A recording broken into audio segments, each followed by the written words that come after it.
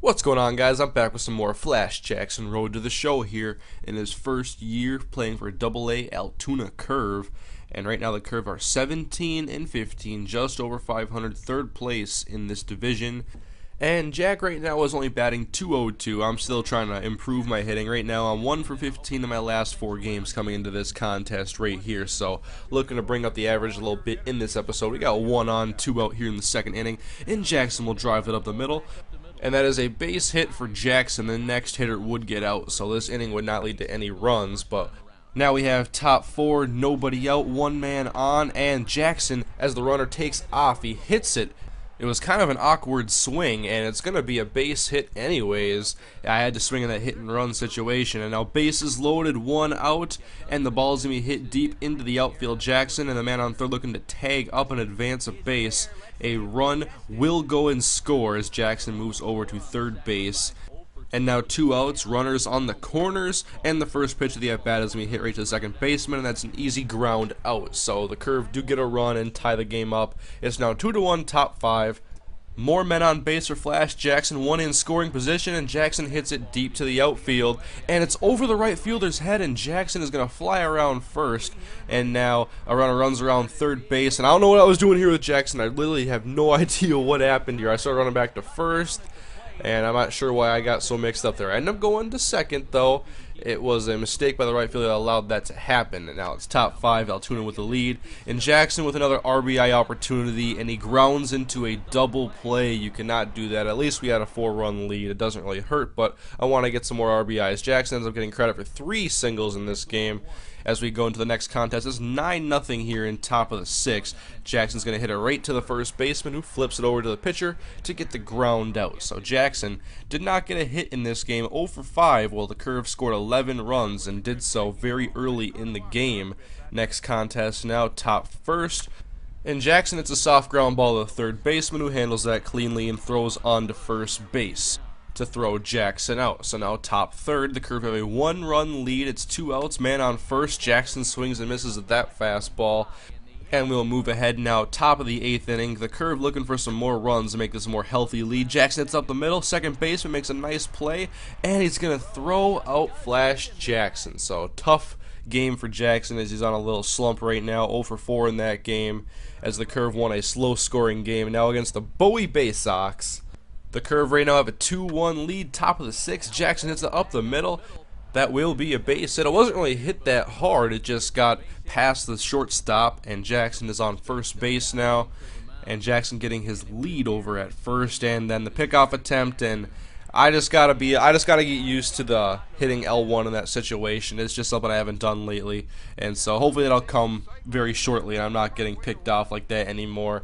But next game now against the Bay Sox, and Jackson hits it pretty easily to the third baseman, who throws Jackson out. Not really getting a lot of good contact, I was noticing, on a lot of these ground balls. This game he only had 3 at-bats, just 3 ground outs. Not doing too well right now with the goals, not getting a ton of hits, and no extra base hits. Jackson actually doesn't even have a double in his career yet. No extra base hits at all.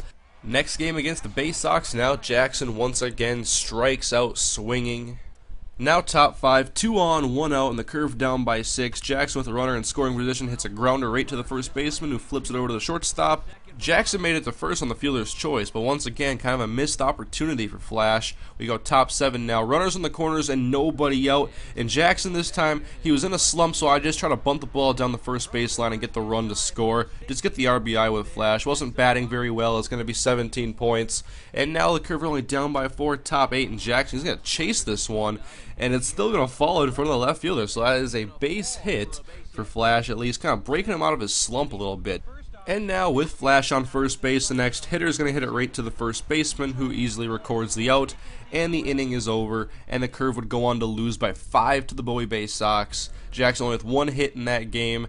Now we're playing against the Erie Seawolves, 3-0 here, bottom of the 4th. And I have a lot of trouble picking up that breaking ball. I look at a lot of them on 2-strike counts, so hopefully I can get better at reading those breaking balls. And now Jackson, just when he is making contact, it's not solid in this episode. That's an easy ground out. The pitcher throws it to first base. Now we got some outfield action for Flash Jackson. The Erie Seawolves are up by 2, 2 on, 2 out, and Jackson ranging to his left, and he's going to record the out, and the inning is over. And we will go ahead to the bottom of the ninth now. Last chance for the Curve to make up these 2 runs. Jackson is the leadoff hitter in the inning, 1-1 count, and Jackson's going to hit that one in the air right to left field, though. Good things don't happen when Jackson hits it in the air. He needs to stay on the ground or hit line drives because he's not a power hitter at this point. 0 for 4 in that game, and his average dips to 195.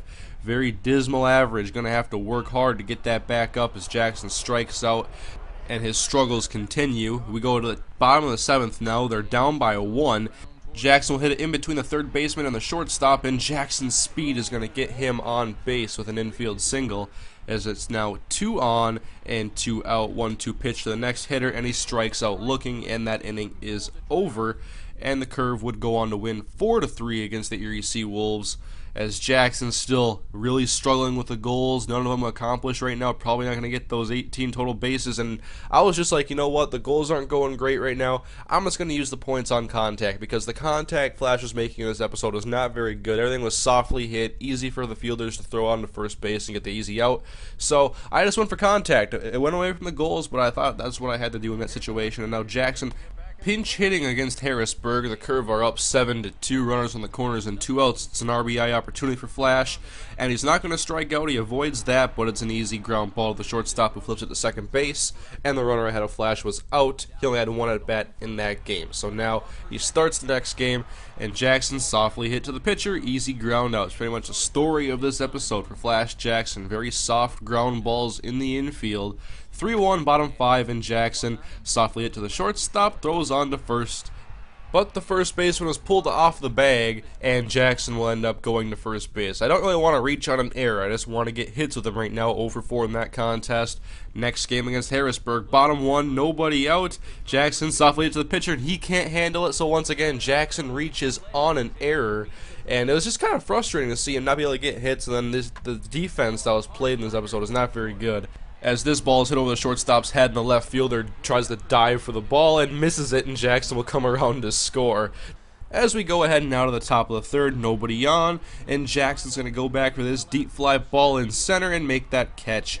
Hasn't made any errors in a while, and so that's good to see from Flash. But bottom 6 now, runner on first, 2 out, and Jackson, that's what we needed right there. He almost takes the runner out, but it's at least a hard hit ball that gets out of the infield and gets Jackson on base. I was looking for that all episode, and it just wasn't happening, as this batter is going to strike out. And now bottom of the 8th, Flash, 1 on again, 2 outs, and Jackson will hit that one over the head of the second baseman. That's what we need, Flash, right there. That's a good way to end this episode. A hard turnaround first base, but he's in with another single, a multi-hit performance in this last game of this episode. Now runners in the corners, pitch hit in the air to right, and that one's easily fielded, as the Curve go on to win this game 2-1. Jackson reached on 2 errors and had 2 base hits. His average is only a staggering 197 and not doing very well with the goals, so I'm actually going to go for his arm strength now, and we're at least going to get that finished. Don't want to strike out on all these goals right here. And hopefully next episode Jackson can make some better contact, as he was hitting very, very poorly in this episode, and his average dipped to below 200 even. So guys, thank you for watching the episode. Now some more Flash Jackson coming soon.